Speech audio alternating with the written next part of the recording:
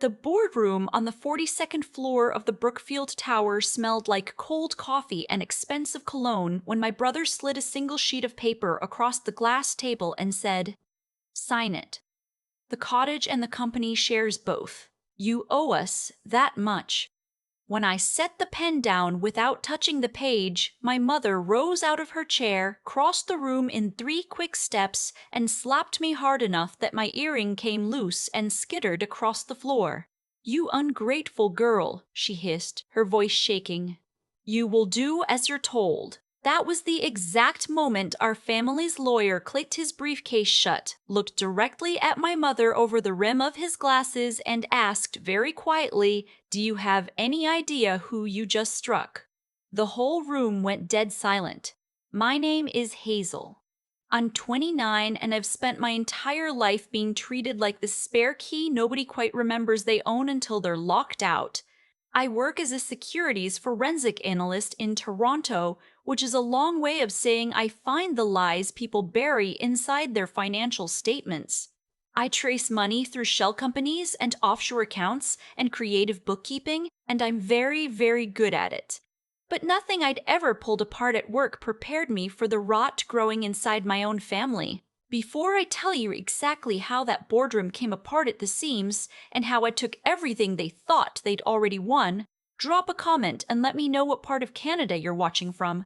And if you've ever had to stand alone against the people who were supposed to love you, hit that like button and subscribe. This one's for you. I should explain how we got into that room in the first place. My grandfather Arthur built Caldwell Lumber out of nothing. He started with 1 truck and a leased lot outside Sudbury back in the 70s, and by the time he passed, he owned mills across northern Ontario and a controlling stake in a building supply distributor that served half the prairies. He was a hard man, plain-spoken, the kind who wore the same canvas jacket for 20 years, even after he could have bought the whole store. He never cared much for the country club version of our family that my mother had tried so hard to become. And of everyone, he liked me best. I knew it, and so did they, and that was the original sin I could never be forgiven for. When Grandpa Arthur died in late February, the ground was still frozen solid and they couldn't even dig the grave properly. We buried him in a thaw that turned the cemetery to mud, and I remember my mother complaining about her boots the whole drive back. Not one tear. My brother Declan spent the reception on his phone. My sister-in-law, Brielle, Declan's wife, spent it taking photos of the catering for her lifestyle account. I sat in the corner with a cup of weak Tim Hortons coffee somebody had brought in a box, and I missed my grandfather so much I could barely breathe. 6 days later, they called me to the boardroom. Declan's firm, a so-called real estate development company called Northgate Equity that had never, as far as I could tell, actually developed anything, kept offices in that Brookfield Tower. He said it was a family alignment meeting. He said it was just paperwork. I knew better, the same way you know a storm's coming when the air goes still and green. I drove in from my apartment in the East End and took the elevator up 42 floors, and the whole way I told myself to stay calm. They were all already there when I walked in. My mother, Diane, in a cream blazer with gold buttons, perched at the head of the table like she owned the building. Declan in a suit that cost more than my monthly rent, pacing by the window with his sleeves pushed up. Brielle on her phone. And our family lawyer, Mr. Whitfield, an older man in a gray 3-piece who'd handled my grandfather's affairs for 30 years, sitting very still at the far end with a leather briefcase resting on his knees. "There she is," Declan said, not turning around. "Sit." I didn't sit. "What's this about?" He turned then and gestured at the paper waiting on the glass. "Grandpa's estate. There's been a mistake in the paperwork, a clerical thing, and we need you to sign it over to fix it. The cottage on Georgian Bay and the shares in the lumber company. It all goes into Northgate, into the family trust, and we manage it properly, professionally, the way Grandpa would have wanted." I walked to the table and picked up the document instead of the pen. That's the thing they never understood about me. I read the fine print. I read it for a living. And what I was holding wasn't a clerical correction. It was a full, irrevocable transfer of every asset my grandfather had left me, signed over to a numbered holding company that Declan controlled. The cottage, the shares, all of it, worth, on paper, somewhere north of $6.5 million. No, I said. I set it down. I'm not signing this. The temperature in the room dropped. My mother let out that sharp little laugh she used whenever I dared to have an opinion. Don't be ridiculous, Hazel. You can't run a lumber company. You can't manage a cottage. What are you going to do? Sit up there alone with your spreadsheets? Your brother has a vision. He has investors. He has a future. You have a calculator and a one-bedroom apartment. She stood, her bracelets clinking. Sign the paper. Grandpa left these to me, I said. He told me himself. He wanted me to have them. Grandpa was confused at the end, Declan snapped. We all know that. He wasn't in his right mind. I looked at Mr. Whitfield. He hadn't moved. He hadn't said a single word. And something about the stillness of him, the way he was watching all of this unfold without a flicker of surprise, made the hair stand up on my arms. I said, sign it, my mother repeated. And when I shook my head, that's when she crossed the room and slapped me. I've replayed that moment more times than I can count. The crack of it. The way Brielle gasped and then immediately reached for her phone, like even that was content. The way Declan smiled, just slightly, because he thought it was over now, thought I'd crumble like I always had as a kid. My cheek burned, my earring was on the floor by the leg of the table, and I stood there and I did not cry and I did not sign, and I watched my mother realize with growing fury that the old script wasn't working. You don't have a choice, she said. You will obey. That was when Mr. Whitfield closed his briefcase. The click of those latches was the loudest sound in the room. He stood, slowly, the way men of a certain age stand, and he looked at my mother with an expression I can only describe as pity. Diane, he said, do you have any idea who you just struck? Nobody breathed. That cottage and those shares, he went on, opening a folder in front of him, are not the extent of what Arthur left to Hazel. They are a fraction of it. Arthur restructured the entire estate 18 months ago. He moved his controlling interest in Caldwell Lumber and the distribution holdings into a single voting block and assigned it solely and irrevocably to his granddaughter. He looked up. Hazel is the majority shareholder of the entire Caldwell Group, Diane. At current valuation, that's a controlling stake in a company worth a little over $400 million. The cottage was a gift. She owns the rest of it. She owns all of it. I watched my mother's face go white. I watched the hand that had just slapped me start to tremble. Declan stopped pacing. Brielle finally put down her phone. That's a lie, Declan said, but his voice cracked on the second word. It's notarized, witnessed, and filed, Mr. Whitfield said. Arthur was evaluated by 2 independent physicians the same week to ensure there'd be no question of capacity. He anticipated this, you understand. He told me, and I'm quoting him now, that the moment he was in the ground, the 3 of you would try to take what was hers. He wanted to be sure you couldn't. He slid the folder toward me. He left this for you as well. I want to tell you I felt triumphant. I didn't. I felt sick. Because I finally understood what they'd thought of me. My whole life. Not difficult. Not stubborn. But disposable. A thing to be managed. And my grandfather had seen it. All those Sunday dinners where he'd watched them talk over me and dismiss me, and he'd quietly built a wall around me that none of them could climb.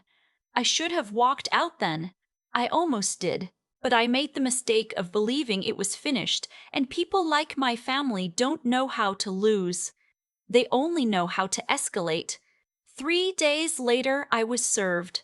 Declan and my mother had filed a petition in the Ontario Superior Court contesting the entire estate.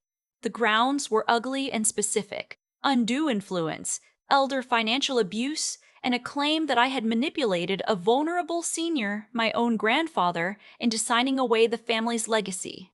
They were asking the court to freeze the assets and void the transfer. And they'd hired a downtown litigation firm with a name 3 partners long to do it. The text from Declan came an hour after the courier left. "Drop it now and we'll let you keep the cottage. Fight us and I'll bleed you dry in legal fees until you're living in your car. You have until Friday." A normal person would have panicked.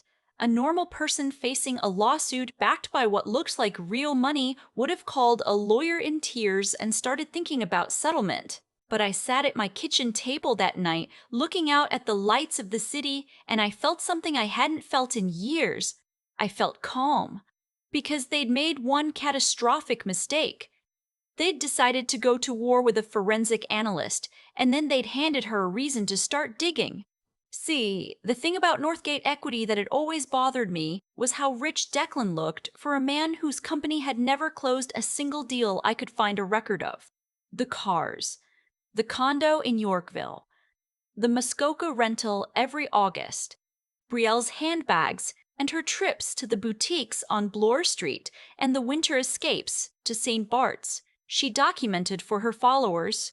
None of it added up. And now they'd made it my business. So I did what I do. I opened my laptop and I pulled Northgate's corporate filings, and then I started following the money the way I follow it for the regulators who hire me.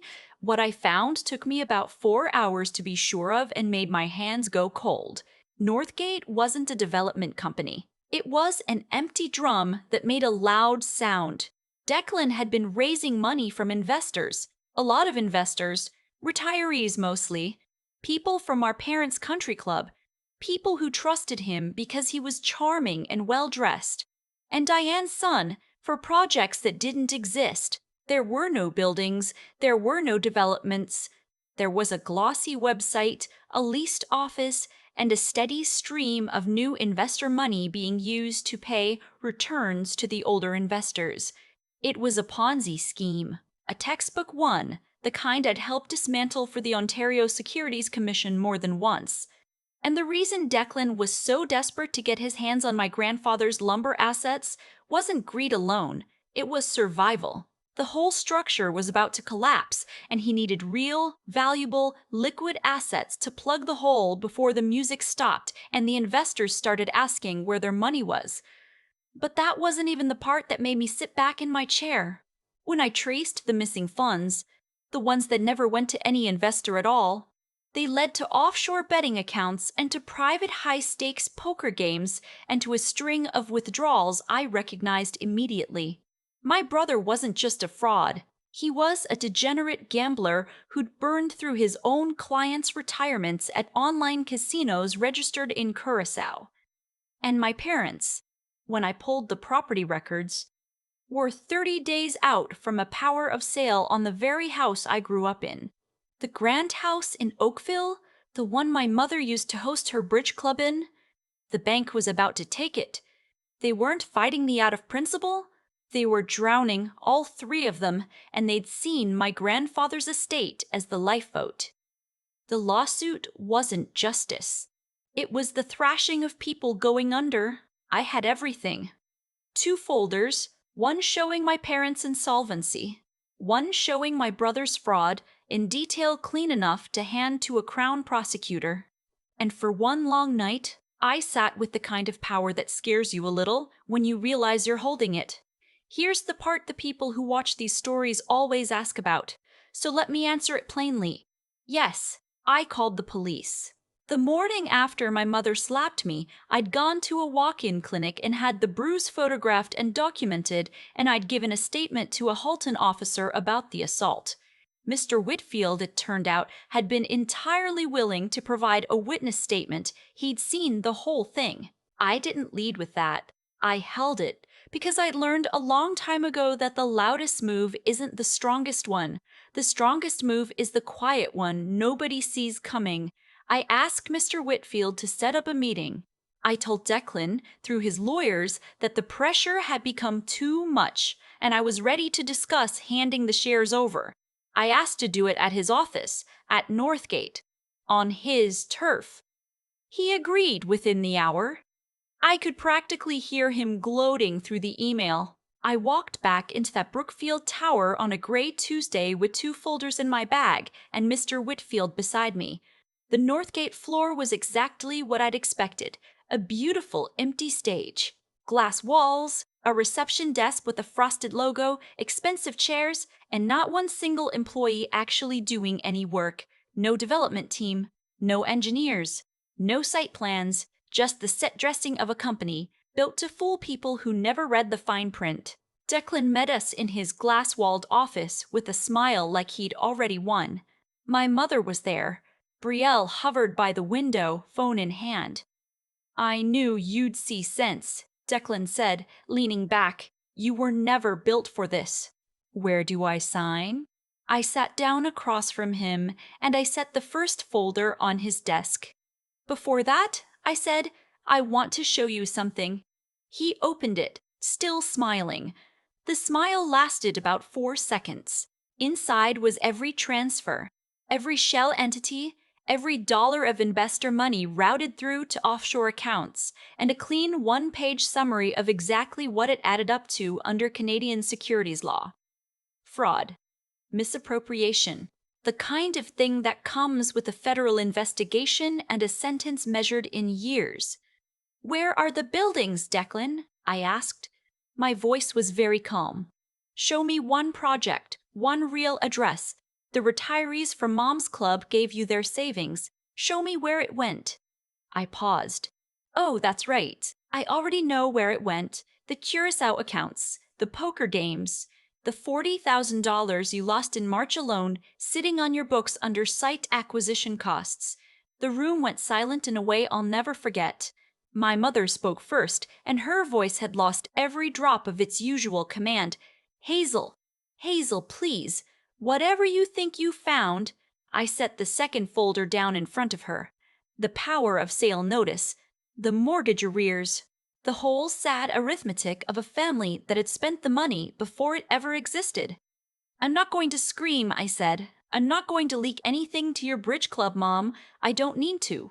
I stood up and shouldered my bag. "Mr.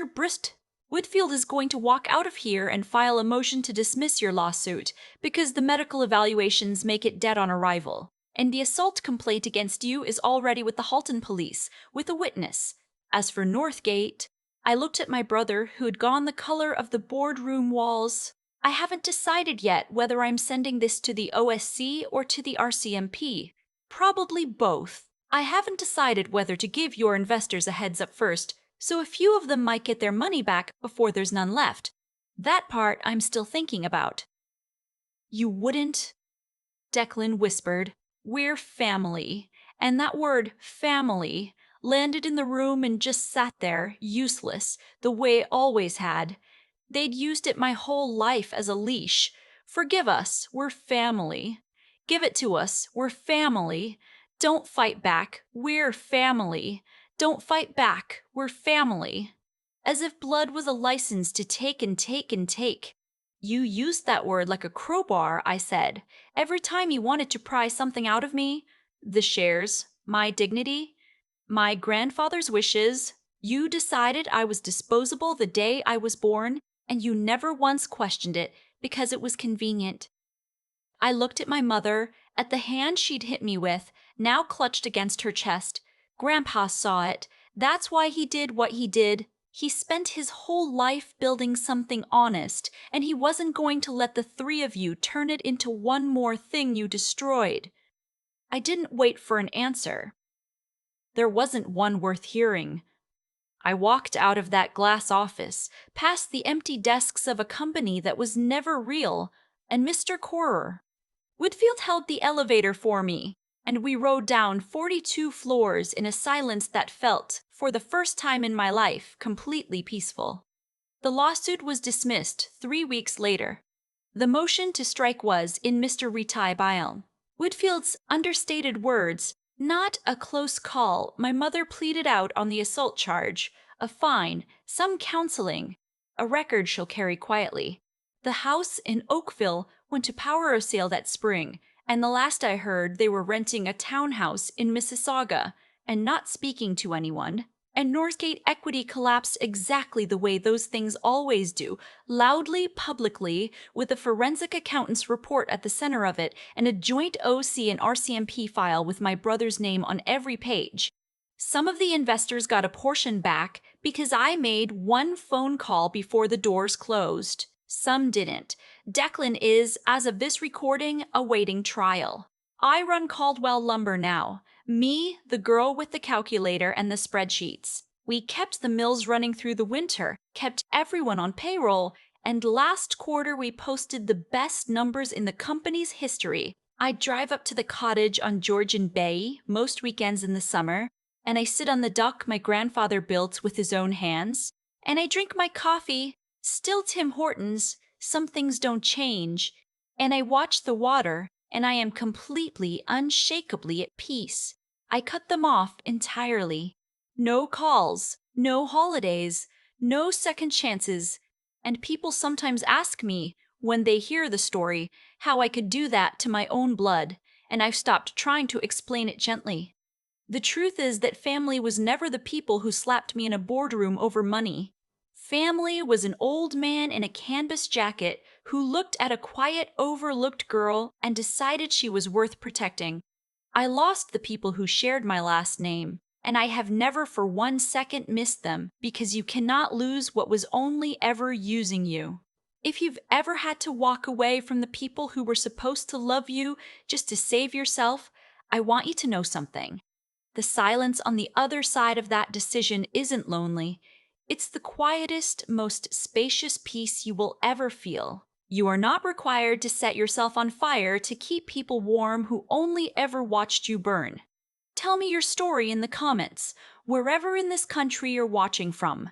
And if this reached you tonight, hit subscribe. There are more of us out here than you think, and we're all still standing. For most of my life, I believed that if I just gave enough, stayed quiet enough, made myself small enough, my mother and my brother would finally decide I was worth keeping. I see now how backwards that was. Declan didn't fall because the universe punished him. He fell because every choice he made, the empty company, the borrowed trust of those retirees, the money he threw into poker games he was always going to lose, pointed in exactly one direction, and it was only a matter of time before the ground caught up to him. My mother didn't lose her house because she slapped me. She lost it because she'd spent 30 years spending money that was never really there, and a slap was just the moment the truth finally stood up in the room. Nothing that happened to them was bad luck. It was arithmetic. And I think that's the first thing I'd want anyone watching to sit with. The way you treat people when you think they're powerless is a record. It adds up. It always adds up. What carried me through wasn't anger, though I had plenty of it. It was that I'd refused, somewhere along the way, to become what they were. I could have forged a number, buried a file, taken the easy, quiet win. I didn't, and that mattered, because the moment I handed those folders to the right people, I had to be able to stand behind every line. You cannot expose a fraud if you've cut a corner yourself. Doing the right thing wasn't softness. It turned out to be the only thing that couldn't be used against me. But being decent isn't enough on its own. My grandfather Arthur understood that better than anyone. He didn't protect me with love alone. Love hadn't protected me at a single Sunday dinner. He protected me by being smart about it. 2 doctors, a notarized transfer, a wall built 18 months ahead of the storm because he could see the storm coming. I inherited that from him, this habit of reading the fine print, of asking where the money actually went. Knowing how the world really works is its own kind of armor, and I tell anyone listening to build that armor early. Learn how things function, read the document, trace the number. Nobody can lie to you about a thing you've taken the trouble to understand. And then, when you know what's right and you understand what's true, you still need the nerve to act when your hands are shaking and everyone in the room is telling you to sit down. That's the part nobody sees from the outside. The strongest thing I ever did wasn't winning. It was setting the pen down and saying no while my cheek was still burning. I drink my coffee on Arthur's dock now, in the quiet, and I don't miss them. Be honest, get wise, and hold the line even when you're alone. That's the whole of it. The peace on the other side is worth every hard thing it costs you to get there.